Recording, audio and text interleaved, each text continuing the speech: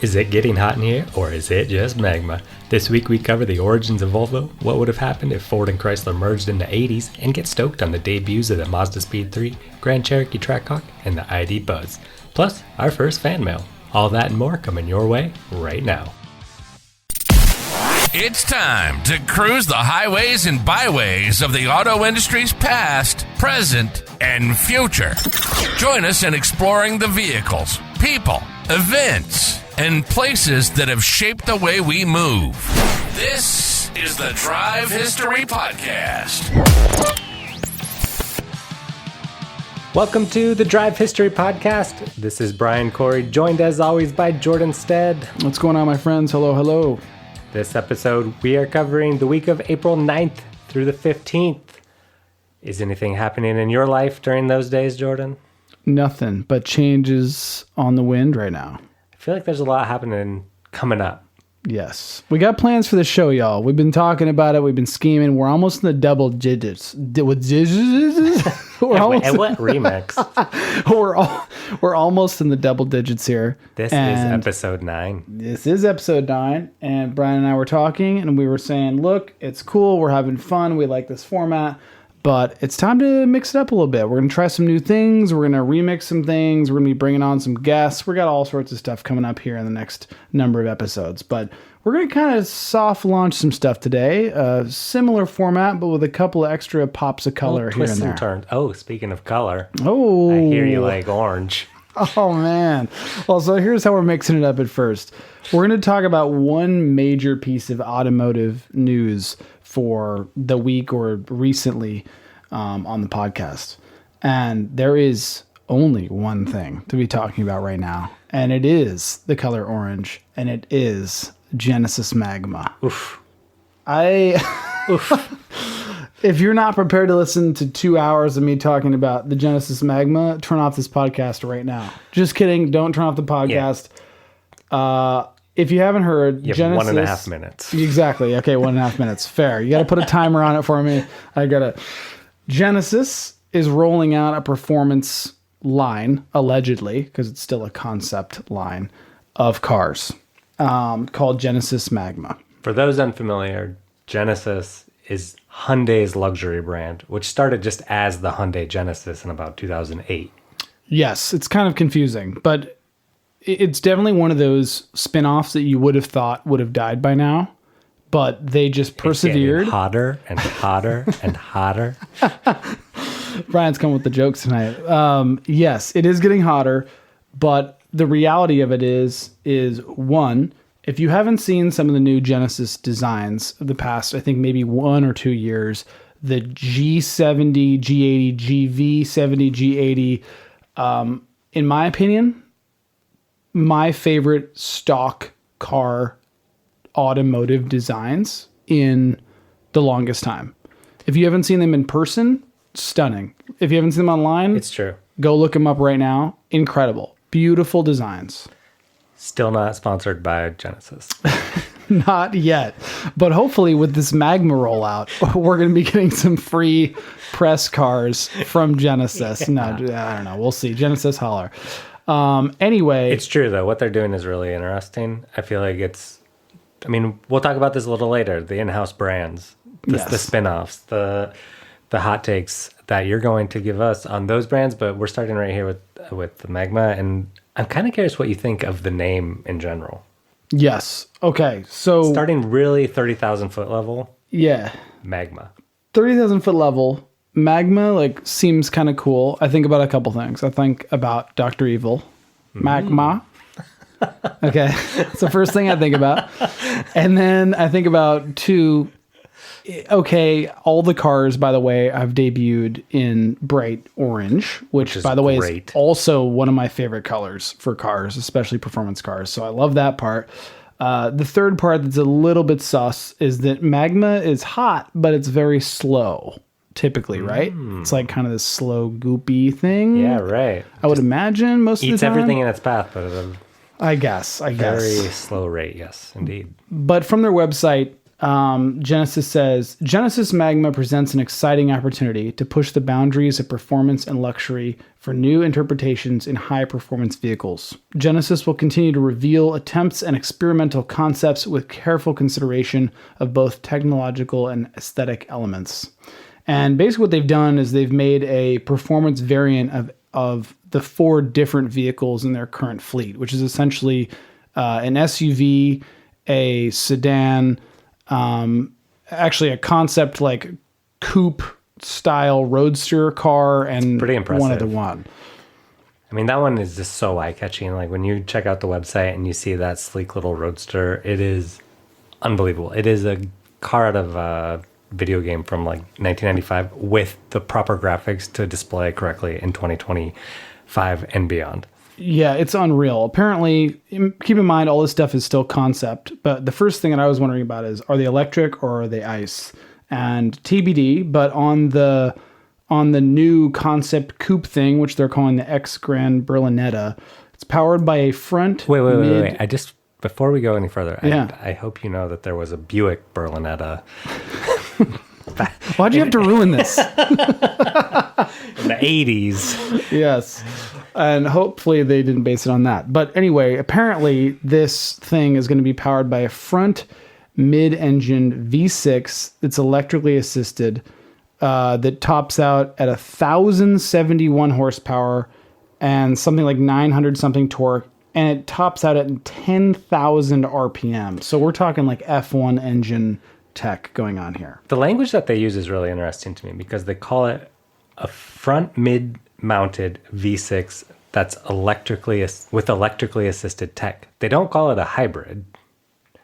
So I'm curious, like, what is happening here mechanically, internally. So I've heard some talk about this across the auto industry, which is there's kind of 2 schools of thought, which is a hybrid car. If you brand something as a hybrid car, what does your mind instantly go to? Fuel efficiency. Okay, and Prius, right? Oh. Everyone's imagining this 2007 Prius. Oh, we're here to save gas.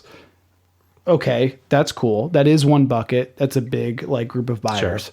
But on the other side, there's a whole nother bucket of hybrid technology is not green at all, and the intention is not to save gas. It's to make shit faster. Well, let's be honest. That is exactly what Dodge was trying to do with their rollout video of their new Charger. Yes. And, And I know how much you loved that. By the way, that's in the last episode. If you haven't seen the new Dodge Charger electric rollout video, go look at it right now, and be sure that you have space to laugh openly and loudly And question everything you've ever done. True. But I'm telling you right now, Genesis Magma, if it comes true, I'm going to scream. I'm going to bail out all of my bank accounts. I'm going to buy one of them, all of them, whatever. Incredible. Like some of the most beautiful stock cars that I've seen in the longest time. True. Color choice is incredible. Even the wheel tire package looks so meaty boy, thick boy, racy, tracky. They're so beautiful, and they're made even more beautiful with this whole Magma idea. Are you excited? No, not at all. Okay. Yeah. Well, I'm glad we got that sorted out. No, it is cool. It's great to have just more options on the marketplace and just to see where car technology is going and design and performance. And honestly, to have this come out of a Hyundai brand is awesome because it really shows that anything is kind of possible in the auto industry at this point. Yep. Good times are upon us, strangely. Even though it kind of doesn't feel like it sometimes, I feel like we're in a pretty sweet spot. Truth. You just have to have a shitload of money. That is true also. Yeah, that's the downside. Lucky for me. That's right. Thanks to you, loyal listeners. Yeah. We appreciate this influx of cash. Yeah, that Venmo is looking real happy right now. Yeah, what is the Venmo? Plug it. At Automotive History. Love it. Speaking of like connecting, if you have thoughts, ideas, questions, comments, I'll even listen to your concerns. Hit us up at contact@carsandcopymedia.com. You can also find us on Facebook at Automotive History, Instagram at This Day in Automotive History, You can bug Jordan on his personal Instagram account at Jordan B. Stead or myself at Spare Change Multimedia. Above all, please just hit that follow button, subscribe wherever you listen to podcasts. We're really trying to drive this home and make it a fun and interesting podcast for all. And share. That's the real thing, you know? Sharing is caring. Sharing is really, truly caring, especially in this age of weird algorithms and who knows what's going on. So please, text this to your buddy. Weird algorithms? Like, come on. Oh, man. Knock off Weird Al. It's a Weird Al cover band. Love it. Wow. Anyway, please share, like, subscribe, all the things that the overlords want you to do, and we also want you to do. We would appreciate it. Truth. And with that, we're going to dive into our automotive history section, and you may notice that it's a little more expedited, a little more compact, and that is by design. So let's get to it. April 9th, 2009, the Nissan NISMO 370Z makes its press debut at the New York Auto Show. This is the in-house performance division variation, and it's 7 inches longer than its stock counterpart of just the regular 370Z coupe, despite having the same wheelbase, which I thought was pretty interesting. That's a big body kit. That is enormous. Also, 7 inches longer or wider? Longer. It's actually narrower, but it was only by 0.2 inches narrower, which is really... I don't get it.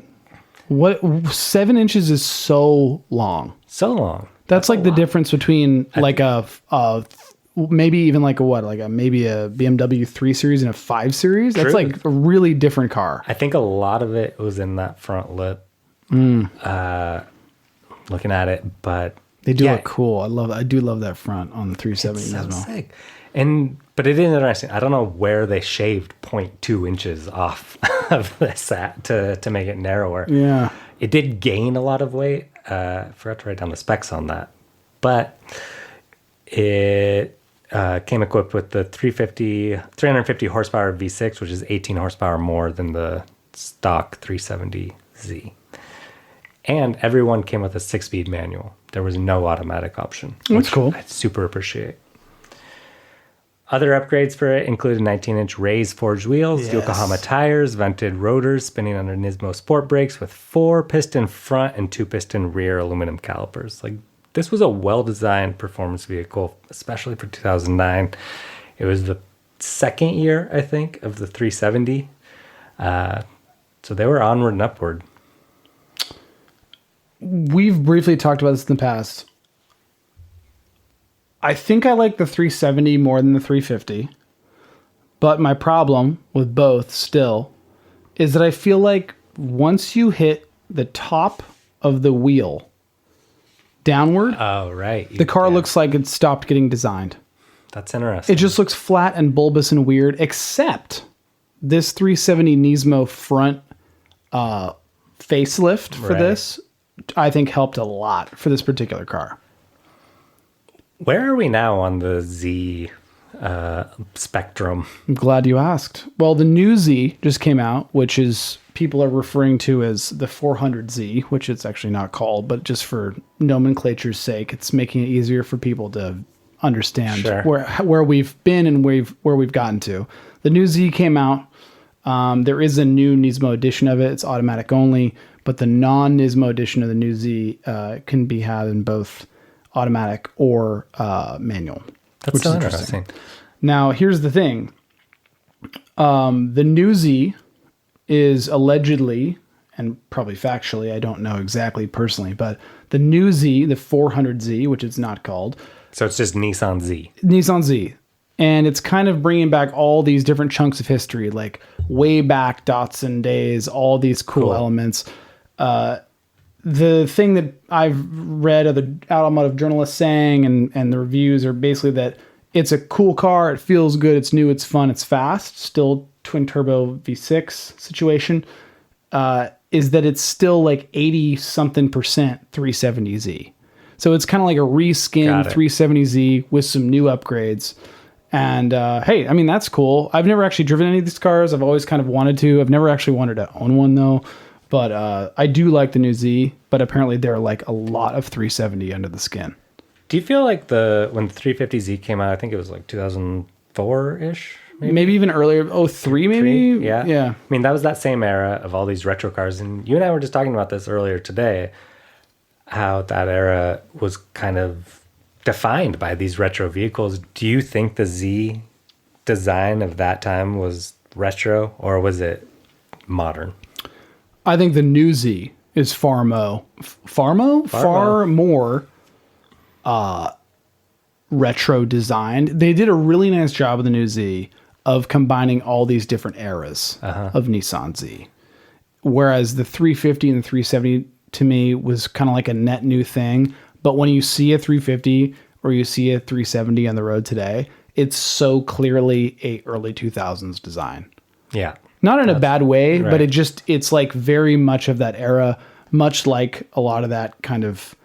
It's a little bulbous and it's a little round, but it's like got that flair for something that came before it. Right. It's like, you can tell they were trying really hard to make something cool for 2006. Yeah.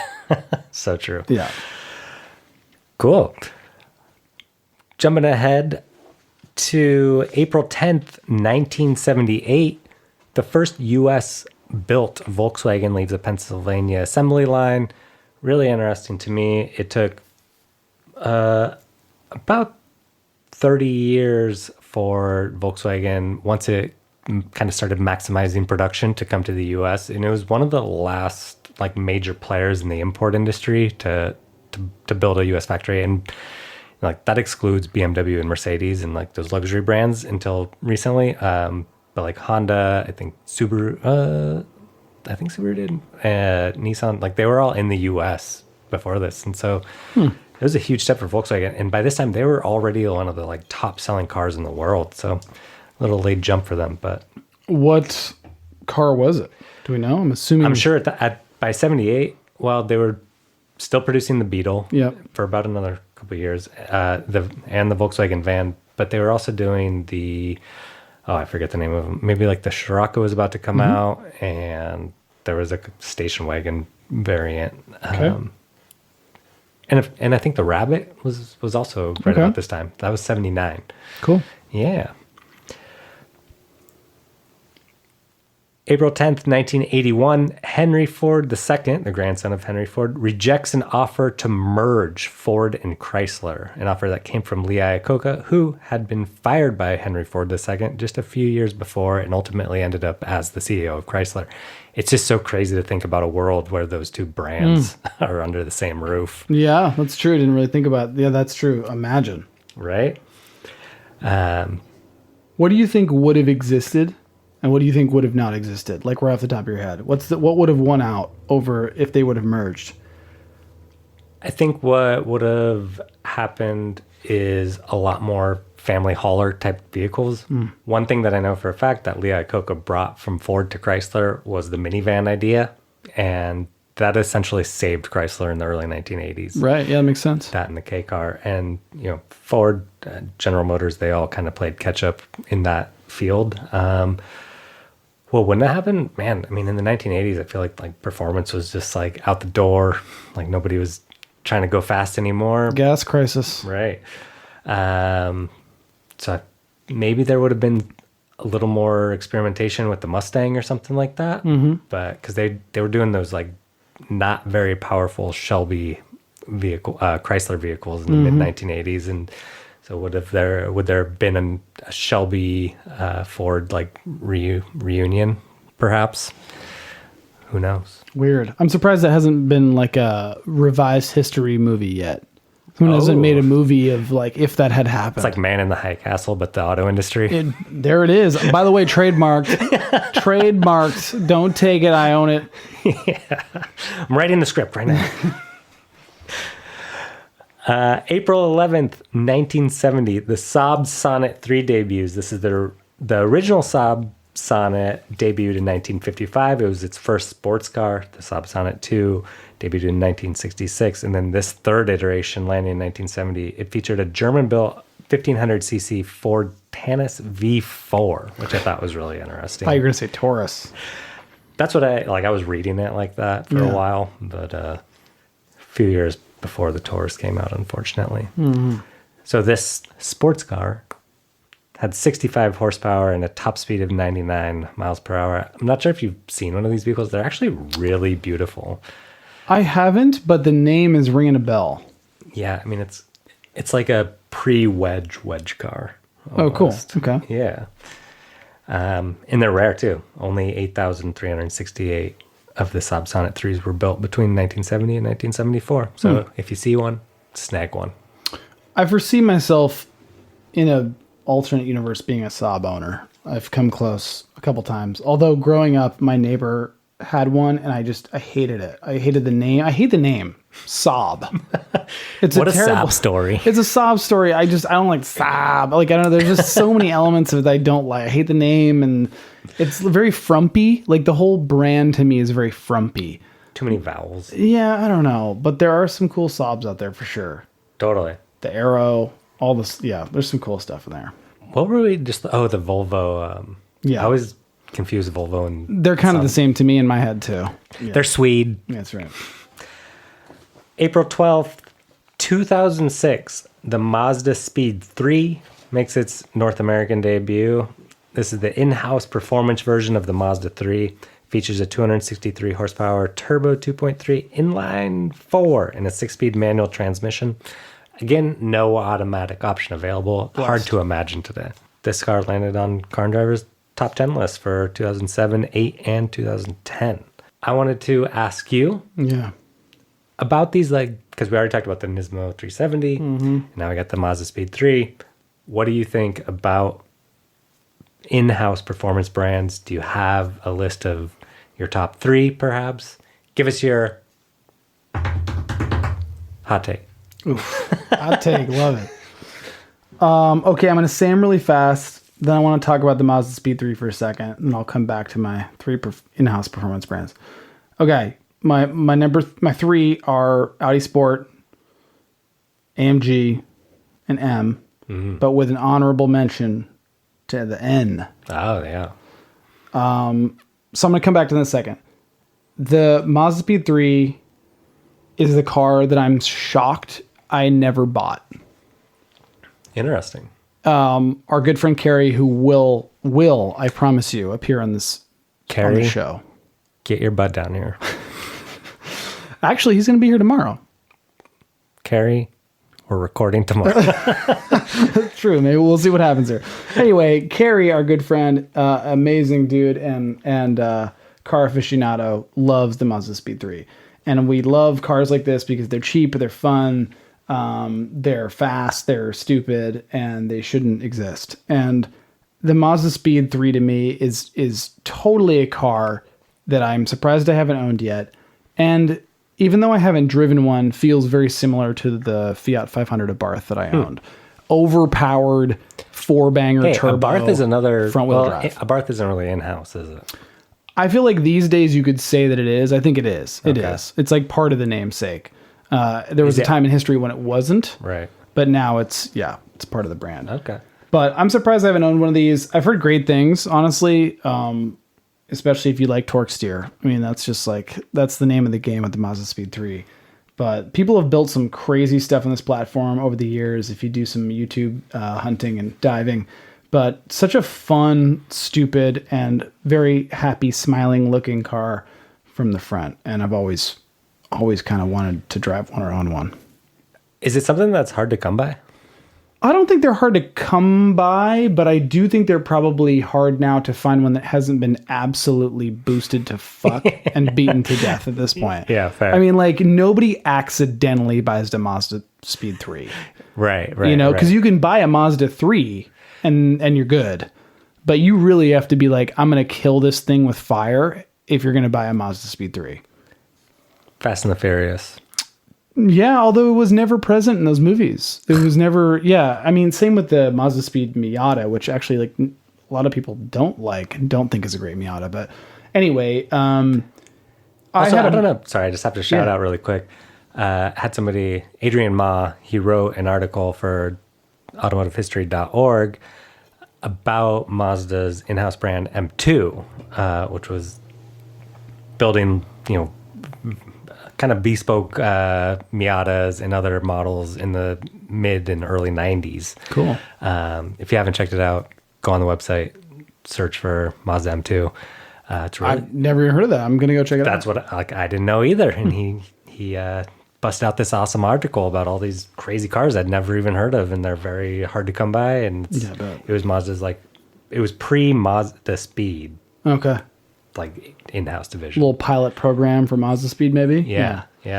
By the way, Mazda Speed it's kind of a miracle it even existed. Like it was a long shot and it only existed for a while and then that was it. So it's a miracle that we have these things. Well, keep them in your garage. Totally. By the way, I owned a Mazda 6 that I bought off my mom in 2000. I think it was a 2006 Mazda 6. And I fucking hated that car. God, I hated it. I hated everything about it. And so because of that, I feel like maybe I would hate this. But even though they're very different cars, I don't know. There's something about it. I just have this bad taste in my mouth from that car.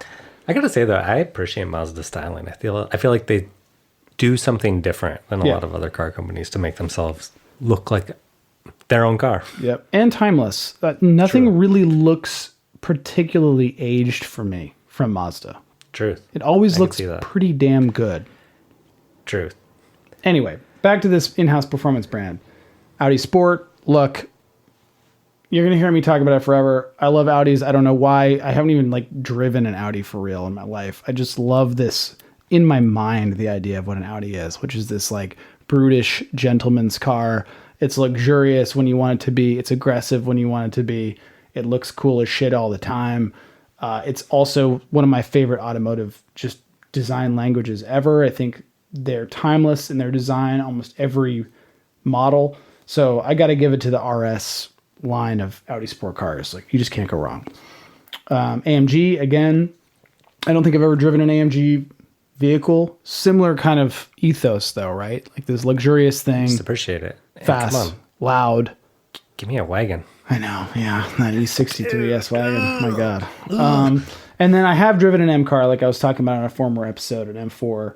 Really enjoyed it. I think the car that I probably will end up buying eventually is an M2, maybe the first gen of M2. Showing me one of those the other day. I know it's you still got there. your It's for eyes sale. on It's it. 2 miles away. It's for sale right now. It's in that beautiful watery blue color that I love the Yeah. most. I know it's a manual. It's beautiful. So who knows? Probably will own an M2 eventually. But then shout out the N division at Hyundai. Hyundai, yeah. We drove. Not me. No, we not Carrie. we. That was Carrie. Carrie and I. Shout out Carrie again. We rented an Elantra N, the new Elantra N on Turo. We saw one today driving down the street. We did in that cool blue, and that thing was awesome. So much fun. I can see that. Sounded cool. Talk about a performance bargain. It was a manual. Right. It was great. Honestly, that seems like a fun car that you can buy and convince the rest of your family members that it's a smart investment because it's got 4 doors, but it's still good to drive. And I almost bought a new Veloster N when they came out. Loved them. And I also weirdly am intrigued by this Kona N, which is their little SUV. Dude, I could get into edition. that. Yeah. I could get real into that. I did test drive a regular Kona N with the 1.6 turbo in it. And I was surprised by how torquey and fun and fast it was, but it was too small. It wouldn't have fit like a dog super well for me. And it was like doing all the things I want a car to do, but none of the things that I'm buying an SUV to do. Sure. Well, yeah. I test drive a Hyundai Elantra hybrid. Yeah. There you go. 55 miles per gallon. And that's all I need. I'm not going to yuck your yum, man. These are good things to have.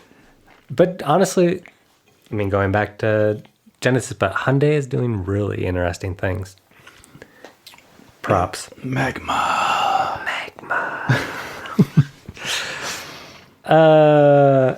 April 12th, 2020, Sterling Moss passes away.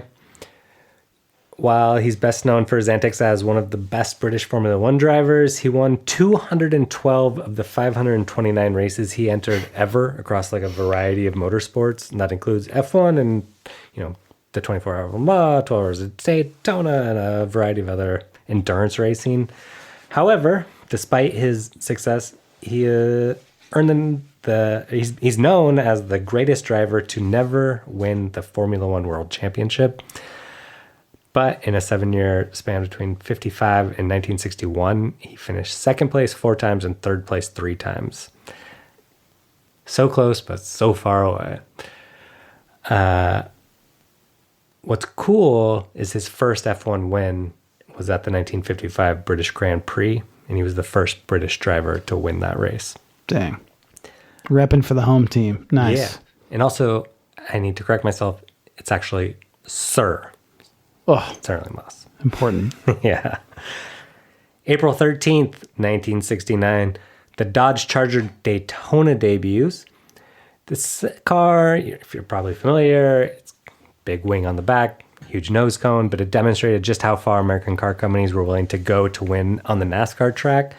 And for homologation purposes, Dodge had to build 500 of these and resulted in only 503 being built so that it would qualify for NASCAR. Many of them are still accounted for, and they're extremely collectible, and I've always wanted one. I'm more of a fan of the Plymouth Superbird, which kind of was the copycat version that came out the next year. Let's talk money here. How much do they go for? I would say between 300 to 700,000, depending on the condition and the powertrain options. Okay. What's cool is that it was built specifically for NASCAR, and it actually won the very first top-tier NASCAR race. It was in the 1969 Talladega 500, which was the first Talladega race. So thank you, Will Ferrell, for Talladega Nights. Yeah, truthfully. And that car still lives on a little bit. There's always, the Charger's coming back, right? We'll see if they have a Daytona version. I think they already do. I think that's already slated for a trim. Of course there is. There's always been a Daytona trim. Yeah. Yeah. April 14th, 1927, the first production Volvo left the assembly line. Remember when we went and walked around that Volvo junkyard? Yes. It's amazing. Rainbow Larry, shout out. It's true. He's an interesting character that lives just down the street from us and has probably 300 Volvos parked in his backfield, but he also is like an amazing mechanic and can fix all of them, ranging from 1927 to 2024 probably. Yeah, he's probably the only person that I would buy a Volvo from. It's always fun to see his Craigslist listings come up. It's like low mileage Volvo, 300,000 miles. Yes, we love it. But I mean, hey, that says something. Somebody who's like been around Volvos that long and fixing them, if he's like, yeah, this thing's ready to roll, like you're good to go, and it's got 300,000 miles on it, obviously the engineering was there. So right. Yeah. I think he had the opportunity to work on like the 1,000,000 mile Volvo, like the first one or something. It's probably his. Probably. Yeah. Wouldn't put it past him. Good dude. April 14th, 2018, the Jeep Grand Cherokee Trackhawk debuts. It features a 6.2 liter supercharged Hemi V8 that makes 707 horsepower. Production would last through 2021. Why did they make this, Jordan? Because they were all huddled around in the engineering room and they thought, there's a man somewhere in Washington State. His name is Jordan. His last name is Stead. And we need to design his dream vehicle that checks all of the boxes and does everything he would ever need a vehicle to do. And that's when the Trackhawk was born. And to this day, I'm telling you right now, if there was a vehicle that checked every box for me, this is it. This is it. Oh, I've always loved Mr. Audi. Yeah, I know, but I mean, it's kind of similar, right? It's this brutish, like family hauler style vehicle. True. Sounds fucking amazing. Looks cool. All the wheels spin. Although kind of not, because it's all-wheel drive, so the launches are crazy hard, incredibly overpowered. Sounds cool, luxurious. It's kind of got like a German luxury brutality to it in a way. True. I mean, 2018, I think that, Chrysler was mostly European owned at that point anyway, so they're definitely inspired. That's interesting. I love them so much. They're so cool to me. It's definitely the coolest vehicle that features that engine for me. And it's not the only one, and you can rent one locally, and I think that we need to do this. You mean not a Trackhawk. Not a Trackhawk, but you said the engine. Yes. And there's a Ram TRX. Ram TRX, that's what it is. That has that same engine. But you were telling me that it's altered in some way? Yeah, I think it can handle, or I don't know if it can handle more power, but it's a newer engine. I think it puts out more power. And yeah, the TRX is pretty crazy. But to me, look, 2 hot takes in one episode here. I talk about this with my wife all the time. If we had to choose between an SUV or a truck for an all-encompassing vehicle, I'm team SUV, or at least a long SUV. Where are you going to put your tall armor? Exactly. I think this is the problem, right? With an SUV, you could put a whole bed or a huge, thing that you're carrying in an SUV, and it starts raining, and you're fine, right? Right. And you've got that vertical space inside the car. A truck of the same size with an open bed, you now have the division in the middle of it, which means you can't carry something as long or as big. And you then are using just put a canopy. the tailgate down. Yeah, just all your shit comes out. But I'm hugely team SUV over team truck. Don't get me wrong, I like trucks, and maybe I'll own one day. But to me, if you were to compare the TRX versus the Trackhawk all day, every day until death, 100%. I think that we need to go rent this TRX that's on Turo. Shout out Turo. Turo sponsor us. And we'll see if we can change your mind a little bit. I'm not disagreeing with you on the truck versus the SUV thing. I do think that each serves its individual purpose.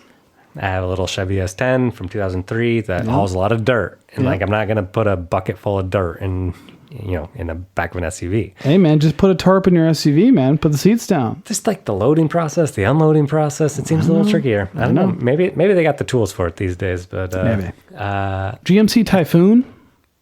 Are you going to haul some dirt in that? Yeah, man. A whole ass in that too. Yeah, there you go. Dirty ass. That's right.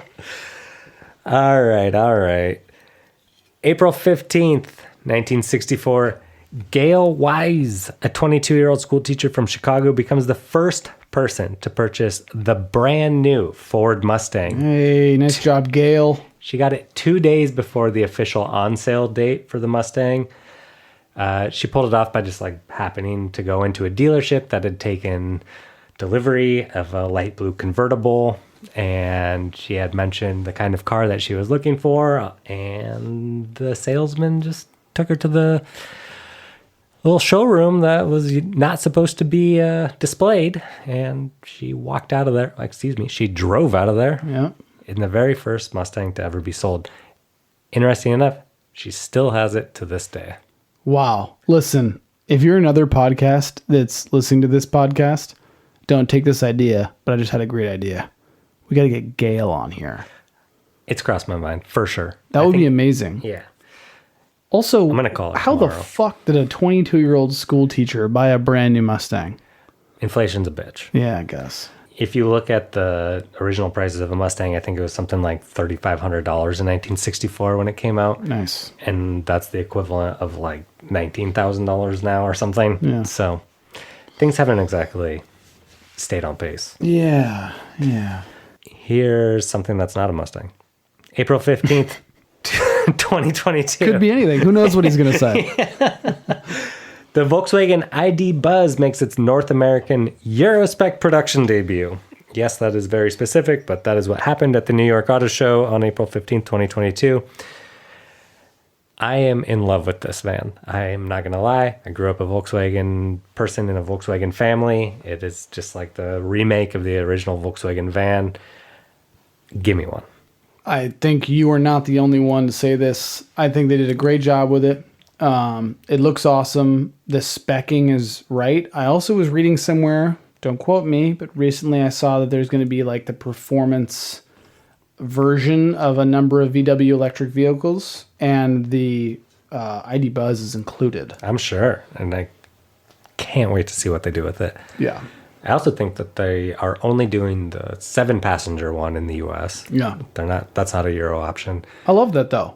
Totally. If you're going to buy it, get this, you haul all the ass. Bring all my friends. Yeah, totally. Putting 12 dogs in there. Yeah.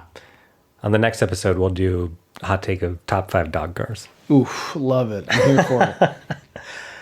At the same show, at the New York Auto Show, Chrysler debuted the Chrysler Airflow, which stole its name from a 1930s car, and it's Chrysler's new all-electric model, which is set to debut supposedly in 2025. The original Chrysler Airflow was a complete flop, so it's interesting that they would take that name, and I'm really curious to see how this one will land.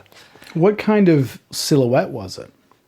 Like what kind of car? What was the style? It's like an SUV. Oh, okay. And it's got suicide doors. Whoa. At least the concept did. Okay. Yeah, which the original Airflow did. So I think that's pretty much the only parallel between the two. Honestly, I don't think it's far off to say that if it does debut now as an electric SUV, it will far outsell the original. I would hope so. I mean, there's definitely options now in terms of like electric cars, electric SUVs. You know, Rivian just came out with their next generation lineup, which baby. I'm very excited about. R3X, let's do it. Ooh, give it to me.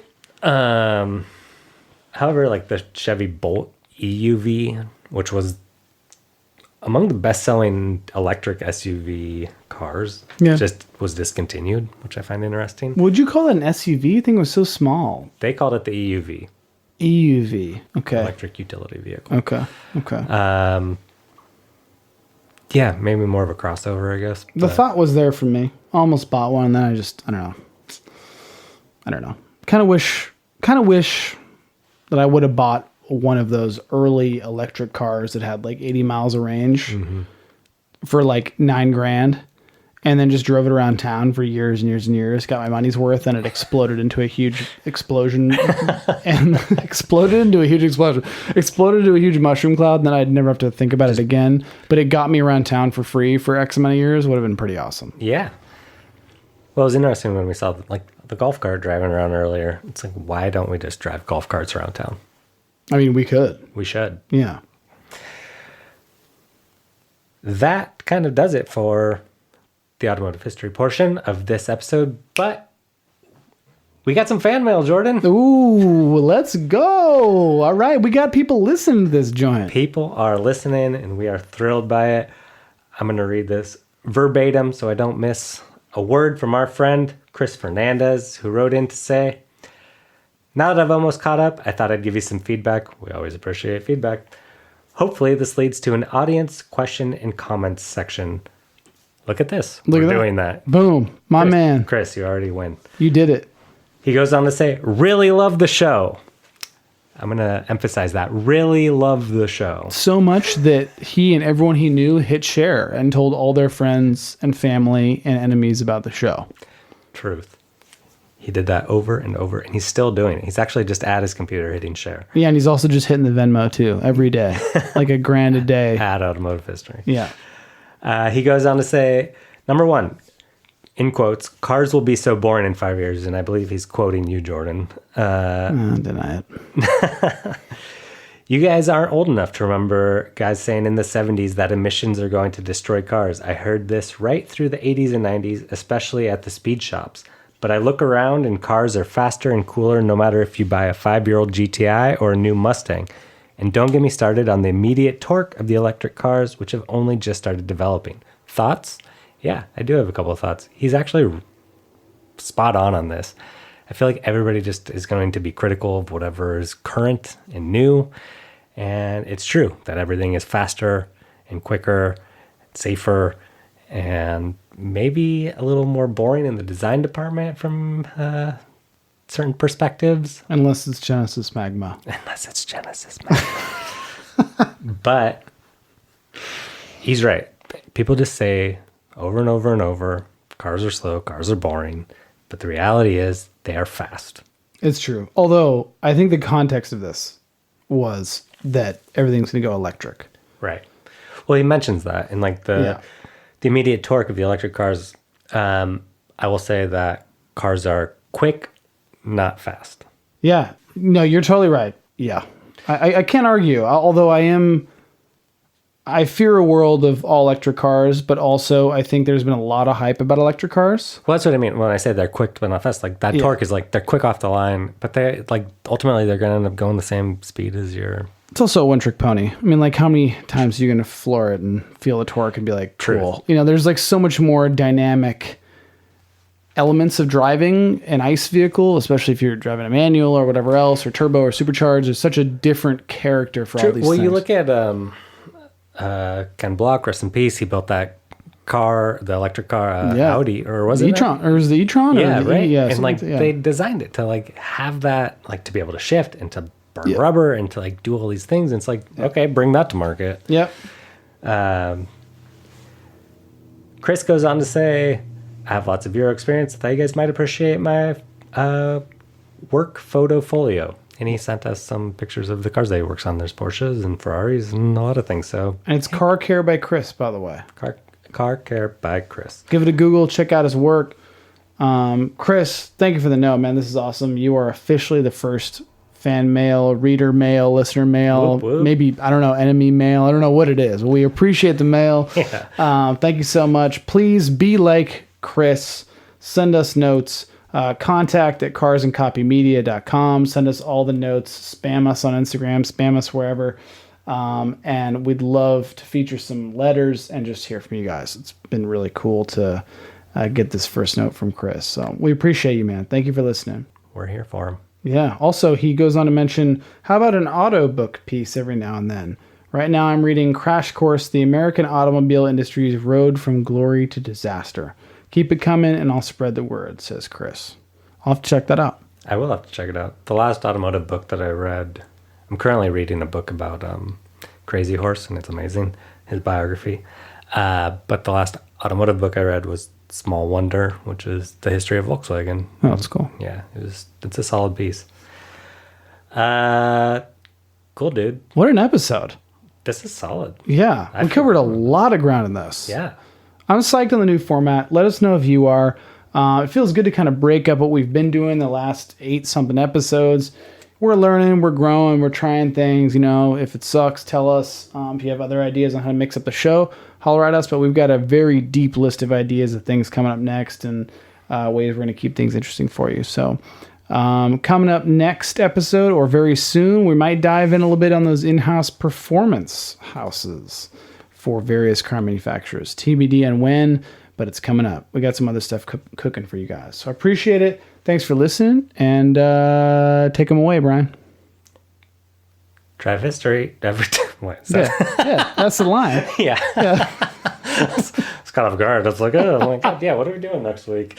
Yeah, drive history every day. We'll see you next week. Bye.